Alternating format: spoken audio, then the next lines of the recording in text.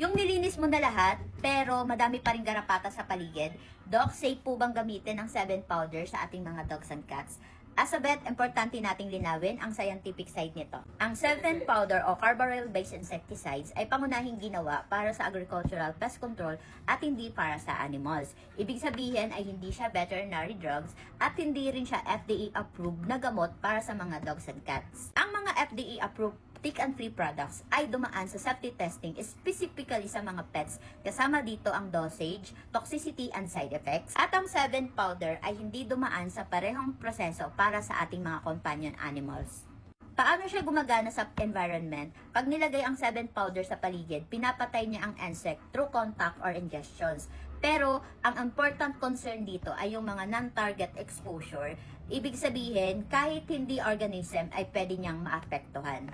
Ano ang risk nito sa ating mga pets? Kasi pwedeng dumikit ito sa kanilang mga paw pag naglalakad sila, yung mga aso at pusa. Pwede din nilang malanghap yung particles ng 7 powder at pwede din makuha during grooming, lalo na sa cats dahil mas sensitive sila sa mga chemicals. Sa veterinary practice, pag merong concern sa tick and flea sa environment, ay hindi namin agad nare-recommend ang mga harsh insecticides dahil binibigyan namin ng priority ang safety ng pets at ang mga vet-guided environmental control products tulad ng VetCore.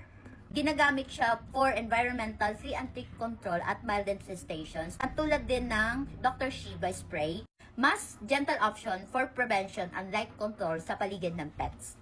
Pero important reminder na kahit gumagamit na kayo ng pet-safe alternatives, importante pa rin na tama ang paggamit, meron siyang proper ventilation at sabayan nyo na rin ng regular cleaning sa bahay. At kahit mawala na ang garapata sa paligid, importante pa rin na treated, merong mga anti-tick and flea protection ng ating mga pets. Protect the environment but always prioritize your pet safety first.